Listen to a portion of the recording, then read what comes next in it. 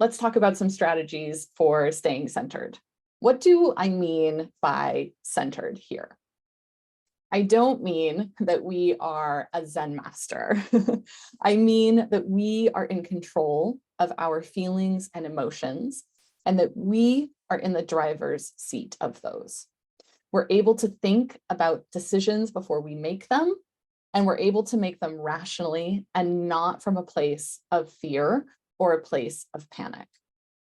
So the first thing that we need to try to figure out is this an actual emergency? I know that sounds basic, but it's actually really easy to hear something and kind of jump to a conclusion about what's happening.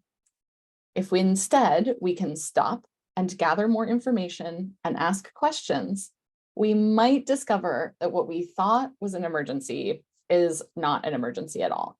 So, for example, someone might say to us, I want to die.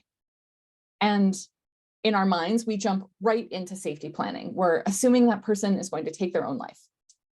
If instead we had stopped and asked them to tell us a little bit more, we might have found out that actually they feel this way really frequently, and they feel very clear that they would never actually kill themselves.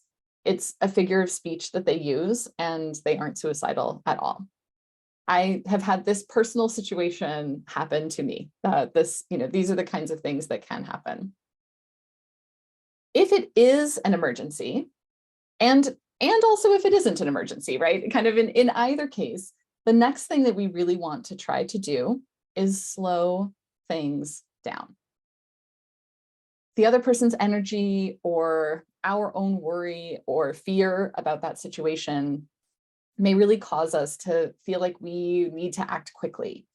And really, with the exception of a medical emergency, most situations are not immediately threatening.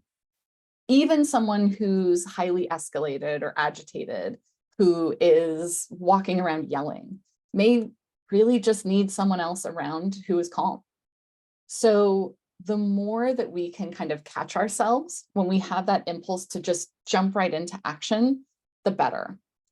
Often what we're trying to do in those moments is contain it because it feels scary to us. But containing something often doesn't actually solve it. It often needs a lot more space than that. So how do we actually slow things down? How do we do that? One of the ways that I really keep myself from going too quickly during a crisis is my breathing. So why is there a box here? I like to use something that's called box breathing. Basically, you imagine that you're making a box, or really a square, with your breathing. So you inhale for 4, hold for 4, exhale for 4, hold for 4. So let's try it right now. If you've never tried box breathing, this is a great time to do it. So we're going to inhale 2, 3, 4, hold 2, 3, 4, exhale 2, 3, 4, hold 2, 3, 4. The reason why I'm bringing box breathing into this is that it has been shown to calm our nervous system. And it's one way of getting our own bodies out of that kind of fight, flight, freeze mode that they can get into. So once you've been able to slow down, now it's really time to check in with yourself. So there are 3 questions that you can ask yourself. And I want to note that these 3 questions come from an amazing program called the Therapeutic Crisis Intervention Training, which was developed by Cornell University. The first question is, how am I feeling right now? So we have to check in with our own feelings before we do anything else. If we take action from a place of fear or a place of anger or any other strong emotion, then I can almost guarantee you that we will do things that later we would wish that we had. Strong emotions, things like fear and anger and frustration, they really take over, and they physically prevent our rational brain and empathetic parts of our brain from working. So we really need to figure out how we're feeling first. And if our feelings are too strong, then we actually need to tap out and see if someone else can step in and help. That's easier said than done, I know. Sometimes it's in those strongest moments that it's actually the hardest to tap out. The next question is, what does this other person feel, need, or want? And what I mean by that is that all behavior is trying to get a need met for all of us all the time. So what is the need in this situation? It may not be immediately obvious, right? Sometimes it is, but sometimes we might not know. And so it's really helpful to actually take a beat and to actively consider it. And sometimes it might not actually be what we would expect. It certainly is not always what someone is saying, right? Sometimes what they're saying can be one thing, but in reality, what they need is to feel safe or to feel heard. So if we can figure out what is happening for that person in the situation, then what we can do is help address those needs in addition to anything else that we might need to do. So as an example, in a mandated reporter situation, a young person who is being abused or neglected, we might find ourselves really thinking first about gathering all the information we need so that we can kind of take that next step. But the young person and their experience of this might be that they're feeling really guilty for having said something, or they're feeling really scared about what's going to happen next, or something else entirely. And what they're going to need from us before we move into the information gathering phase of things is to address them as a human being first. And in fact, if we can address those feelings and needs, the thing that we need to do to help this emergency resolve is actually going to be a lot easier. It's much harder to gather information from someone who is feeling really scared, really stressed out. So question 3 is, how can I respond helpfully? So this is really more about any specific duty. It's about more than, it's about more than really any specific duty that we might have in that situation. And it's more about sort of what is going to help with those strong emotions and what's going to help them dissipate in this situation. What is going to help this person feel safe or de-escalate or feel connected to us? So it's really about asking ourselves, what is a response that promotes connection with this person? What is our skill set? What are our strengths and how can we use them here?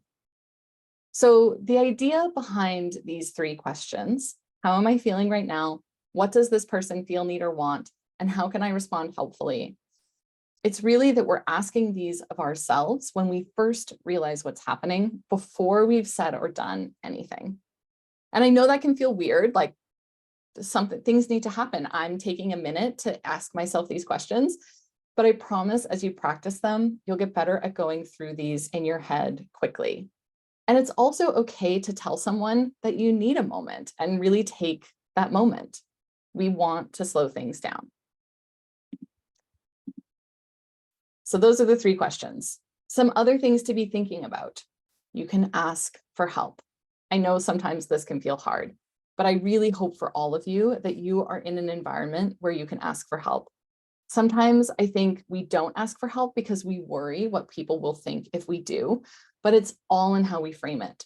And remember, we are modeling things for the person in crisis at every moment, whether that's an employee or a young person or someone else that we're working with, we're showing them ways of working through a crisis. And so showing someone that it's possible to ask for help is a really good thing. Another thing that we can pay attention to is how we are talking to ourselves. This is our own inner monologue that's happening when there's an intense situation going on.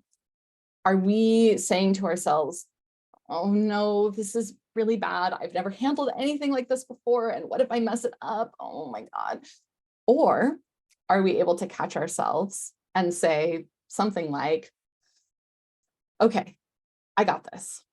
I don't know exactly what I'm going to do, but I'm going to figure it out.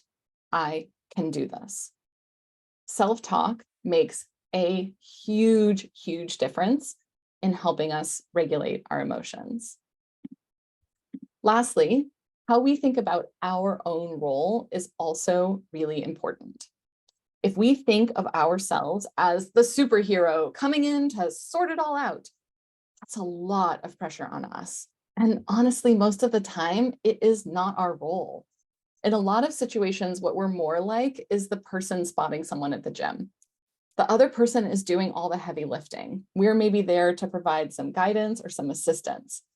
And so when we forget that, it means we can feel like we have to take on, or we can take on way too much, which again leads to kind of us coming from that place of panic.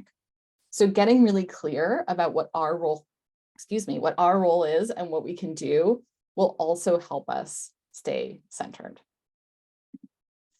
So this has mostly been about what we can do when there's a crisis. I also want to talk just briefly about some things we shouldn't do.